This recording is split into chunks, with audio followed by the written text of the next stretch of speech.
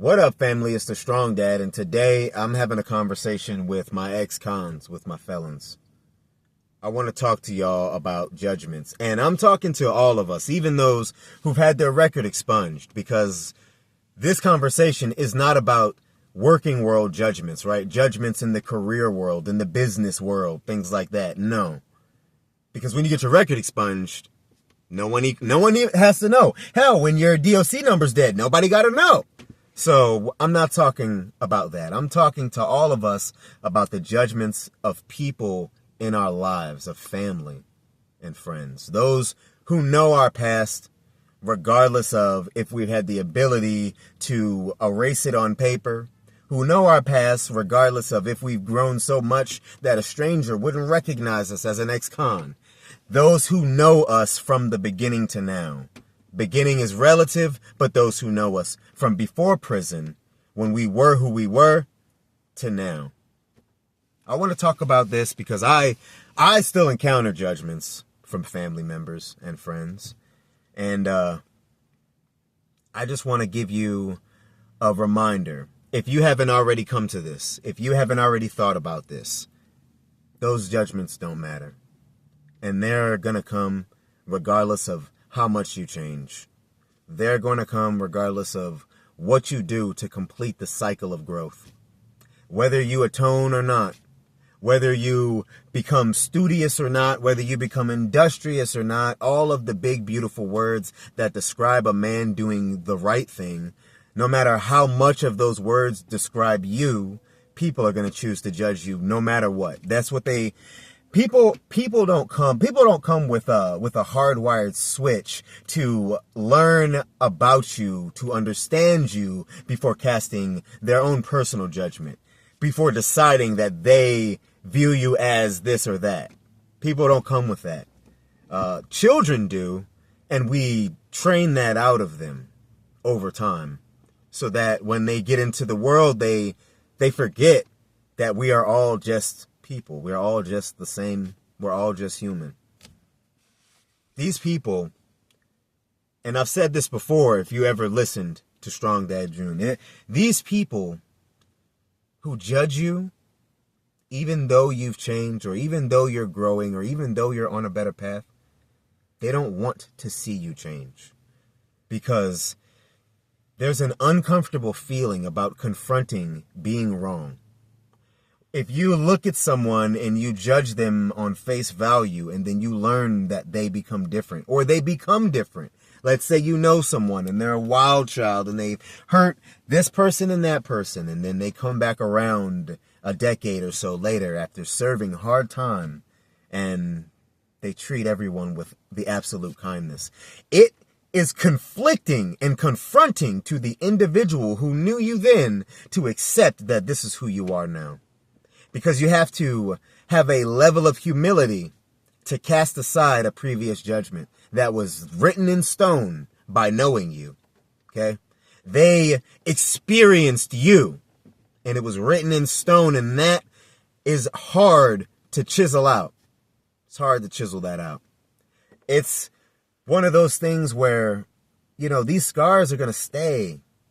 They're going to stay etched in stone. But over time, it can just be a memory, and a new future, a new history can be written.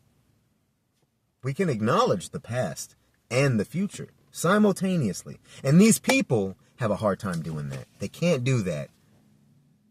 That's why I say they don't want to see you grow. They don't want to see you better. They don't want to see that, because if they see that, then they have to change. They have to grow. They got to be better. And they ain't ready to do that like you are, because they have not lost it all like you did. They didn't go where you went. You know where I'm talking about. They didn't hear the sounds. They didn't smell the smell. They didn't have those nights. They didn't have any of that. They didn't eat those meals. They didn't see or live in that despair that you had to live in. And you being where you are now, making it out of the grave, essentially. They don't understand that shit. So they don't recognize why you can see past other people and what they've done and see who they are. They don't understand why you're capable of doing that. They don't understand why they can cast judgment on you and you can forgive them. They don't understand that either. No matter what you do, no matter how far you go, people's idea of you is always going to be predicated on what they choose. What they choose. So you must never take offense to it. Don't try to live your life doing extra and more and more and more to appease these people who never acknowledge your growth, because it's never going to be enough change for them.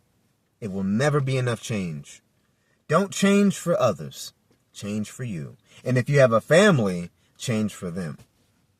But don't change for these people. And when I mean family, I mean wife, a child. But don't change for these people who aren't looking for you to change, who are looking for you to affirm their belief of you. Don't go trying to appease them. It's going to slow your process. It's going to slow your progress down.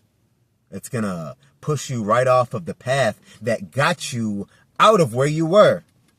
And if you haven't gotten that far, if you just got out the gate, my brother, if you just got out the gate, spend less time listening to them and more time listening to this right here. Okay? You were in prison and you was in your mind that whole fucking time. And don't lie to me and tell me that you weren't up there just trying to envision what it would be like for you to be out again. Now that you're here, now that you've been released, it's all about this right there, man. In your heart, you know what's right. In your heart, you know what's wrong. Your mind is going to play a lot of tricks on you because your mind is going to confront all of these things, including the judgments that people have of you. You're going to confront all of this. And the only way through that is with that right there. That heart. That part of your comedic soul that comes with your body. If you don't follow that and listen to that when you get released, you might go back.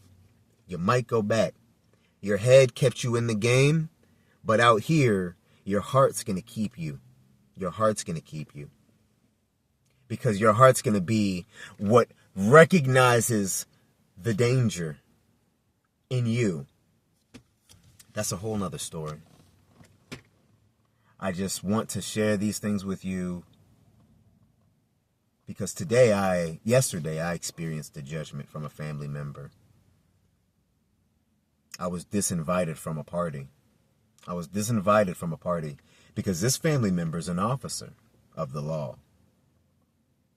They had a child and we were going to a birthday party, bring our baby, and they disinvited me. And through having the conversation about all these things, a lot of judgments were uncovered that person and their significant other, their wife, had.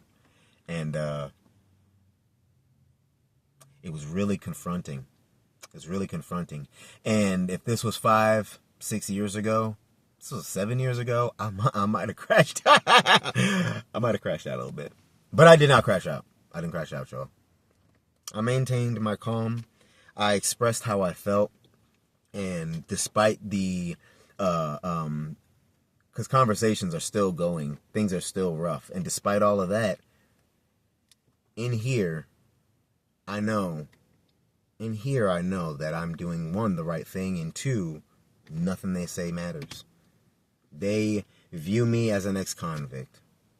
They don't see a changed man. They just say they see one. They say these things. So, I wanted to translate how I absorb these experiences to you so that maybe you can absorb the ones you're going to encounter, because you're going to encounter them. You can absorb it differently because it's going to happen, man. They're going to judge you. If you're lucky, they won't.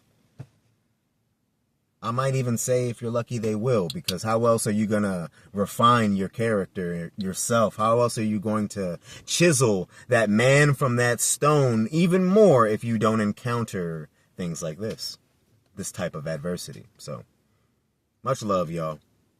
Stay out.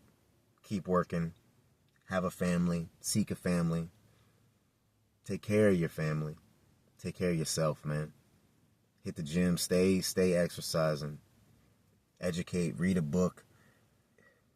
Just whatever you do, man, don't look back. Don't look back.